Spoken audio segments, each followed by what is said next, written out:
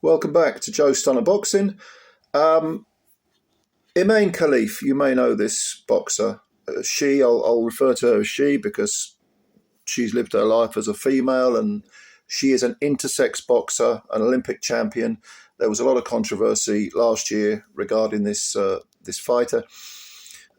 She became an Olympic champion, but this year, World Boxing released a statement that all athletes over the age of 18 who wish to participate in competitions owned or sanctioned by World Boxing will need to undergo a PCR, that's a polymerase chain reaction genetic test to determine their sex at birth and their eligibility to compete.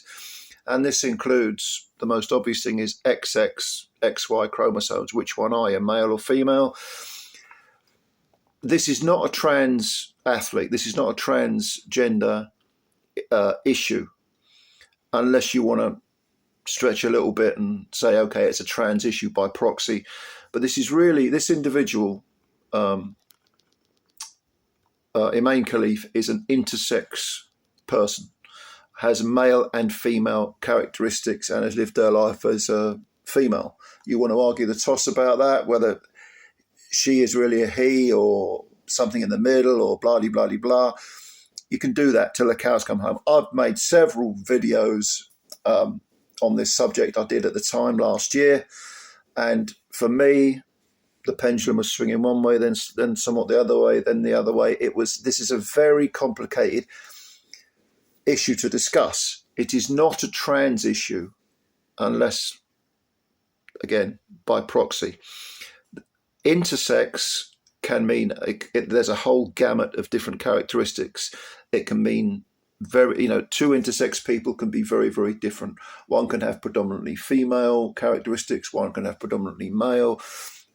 I'm talking biologically, physiologically, because ultimately, mentally, emotionally, we've all got things that have traditionally, societally been considered male or female, or predominantly male, predominantly female, but we've all got them. Even men cry. Even women can throw a good left hook. Do you know what I'm getting at? Right. So anyway, Imane has decided to appeal this decision by World Boxing. And World Boxing actually did apologise following its ruling, because it named Khalif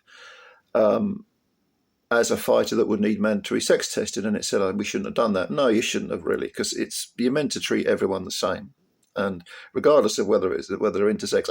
I'm all in favour of gender tests for obvious reasons, and Khalif is not the only. In fact, she's not the only fighter that became an Olympic champion last year, because you may remember the Taiwanese fighter Ling Yu-ting also won a gold medal at the Olympics. But both of those fighters, Yu-ting and Khalif, were both disqualified from the 2023 World Championships by the previous world governing body, that was the IBA, because they allegedly failed gender eligibility tests.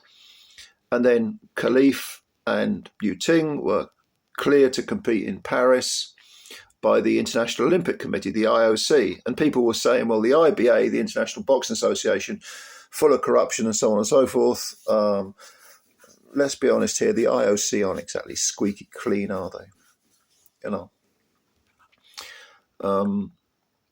the IOC let both these fighters fight, and they ended up taking home a couple of gold medals for their trouble. All right. So the IBA did state that Imane Khalif has X and Y chromosomes. Okay. And the athlete might have differences of sexual development. So DSD, that is it's a diagnosis. Look, I'm not a medical person. I've read up on this, but it is purely in layman's terms. DSD, differences in sexual development, refers to nothing to do with trans athletes. It's to do with intersex athletes. And of course, there was a runner, a very famous runner. I don't follow athletics, but her name was Caster Semenya. Again, there was a lot of controversy at the Olympics because apparently she had predominantly male characteristics, which gave her a physical advantage, and so on and so forth.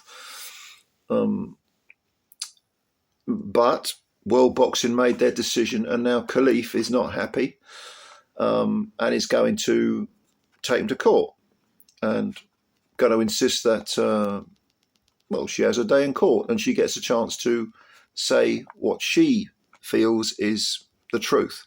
And that's the way it should be. When I made a few of my videos last year, I do things, I wouldn't say off the cuff, that would be an exaggeration, but sometimes things come out afterwards and you think, okay, I should have considered that. I jumped the gun a bit. And that is not to say that I am saying Khalif should be allowed to fight females.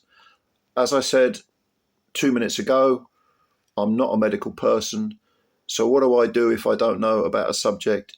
I look at empirical evidence, I look at researches, I look at reports from people that do know about things. Not from you, people who've been to the University of YouTube, all right, of which I am obviously a member, but people that devote their lives and their careers to studying this stuff. You go to the experts. There is this bullshit, very insidious, extremely damaging for not just a society, but for the world attitude in the modern age that says, "Oh, don't pay attention to the experts. They don't know what they're talking about." Didn't Robert Kennedy Jr. make some cretinous comment a day or two ago along those lines? Well, there you go. What do you expect? This is the world we live in, and people like that actually do hold some power, unfortunately. But